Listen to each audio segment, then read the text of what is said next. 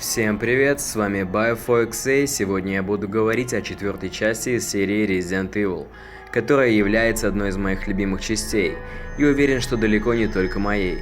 Все мы знаем и любим четвертую часть, однако далеко не все знают, что в процессе разработки очень многие ее элементы значительно отличались от тех, что мы получили в финале. Множество вещей, идей и других разработок были вырезаны либо переделаны к моменту релиза. И как часто это бывает, финальная версия в чем-то уступает своим более ранним прототипам, и Resident Evil 4 не стала исключением. В этом ролике я расскажу о 8 деталях, которые в бете были реализованы куда лучше и интереснее, чем в финале. Пришло время показать их. Погнали! Первое место, которое в бете было реализовано лучше, находится в самом начале игры в первом доме. Момент может и не самый заметный, но тем не менее непонятно, почему разработчики поступили именно так. Суть здесь такая: как только мы убиваем первого Ганада, запускается кат-сцена, в которой Леон подходит к окну. Так после окончания в бета-версии Леон оказывается возле этого окна, в котором только что смотрел.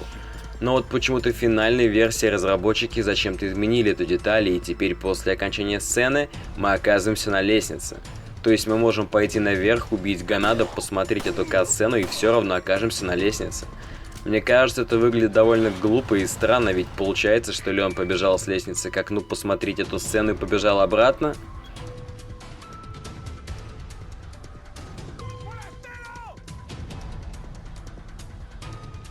Второй момент встречает нас сразу в следующей локации. Здесь дело такое. Изначально вместо женщины Ганада здесь находился тощий Ганада в синей куртке, и кажется, его звали Дон Мануэл.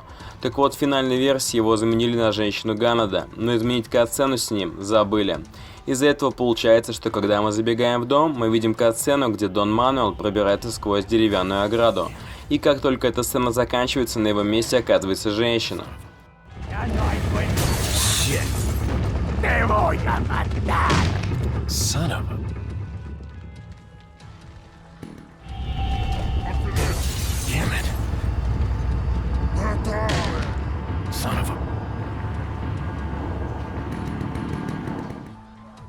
Третья деталь находится также в этой локации. Это придирка мелочная, однако я хочу озвучить ее. В бета-версии, когда мы поднимаемся на ратушу, при попытке спрыгнуть с нее, Леон просто спустится вниз по лестнице, ведь ему будут нужны еще собственные ноги. В финале, как вы уже поняли, в финальной версии Леон никогда не спускается по лестнице вниз, даже в тех местах, где следовало бы. Наверное, это было сделано для упрощения и убыстрения темпа игры, поскольку она была все-таки более экшен-ориентированной. Пусть это и выглядело довольно нереалистично. Четвертый момент я заметил в доме старосты, в котором мы находим ключ от секретного прохода. Как в финале, так и в бете здесь нас встречает маленькая головоломка со знаком культа. В финале от нас требуется всего лишь повернуть стеклянный шар в правильном направлении, после чего дверь автоматически откроется. Очень легкая головоломка, не так ли? Но в бете эта головоломка решалась немного иначе. Мы могли не только вращать стеклянный шар, но и выбирать кнопку, подтверждающую действие. Если выбранная нами сторона была неправильной, то при нажатии на кнопку подтверждения нам высвечивалось сообщение о том, что ничего не произошло. Зачем было упрощать настолько примитивную загадку? Ответа нет.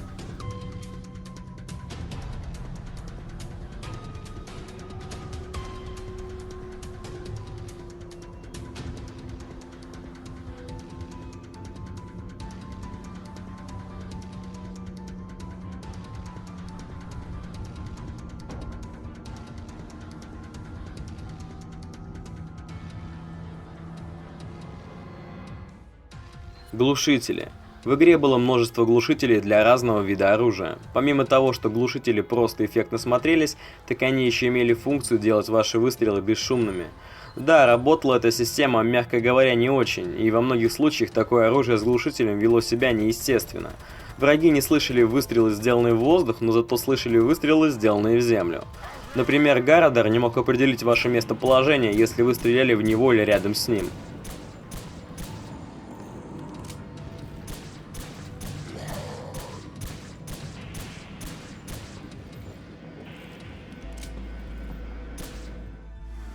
Шестая деталь, которая была лучше в бете, это магнумы. Магнумы в бета-версии были куда более приближены к реальности. Они были значительно слабее и не могли отбрасывать противника при выстреле. В финальной же версии магнумы стали мощнее дробовиков, что выглядит, мягко говоря, неестественно. Поскольку дробовик на ближней дистанции значительно превосходит магнум по убою. Апогеем этой нелепости стал Гаррадар, который никак не реагирует на выстрелы дробовика вплотную. Зато выстрел из старого револьвера 45-го калибра сразу отбрасывает его в другую сторону, и выглядит это, мягко говоря, довольно не очень.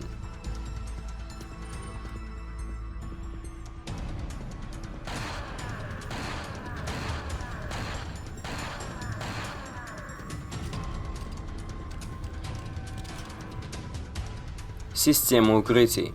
На определенном этапе разработки в игру планировалось добавить систему укрытий. То есть, если у вас в руках был пистолет, то вы могли сделать выпад в левую или правую сторону. Совершить эффектный уворот и, встав на колено, вести стрельбу из этой позиции. Для этого требовалось встать у стены так, чтобы с левой или правой стороны стена кончалась.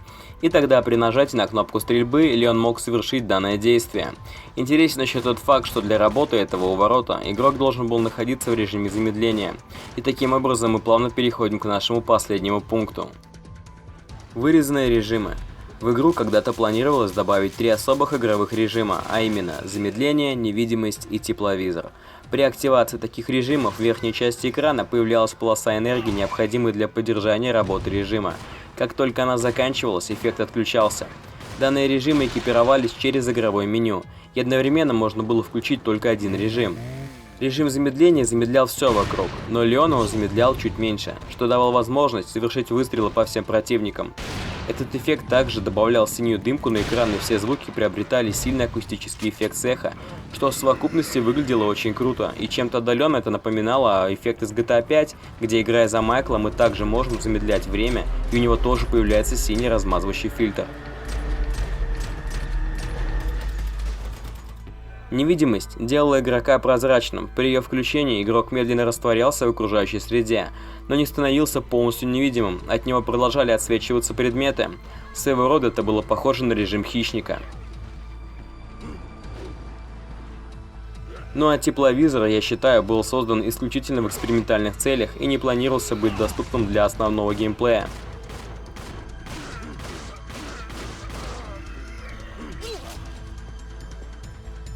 Что ж, это были 8 вещей, которые были лучше в бете и вырезаны или переделаны в финале. Подписывайтесь на канал и до новых видео. Всем пока!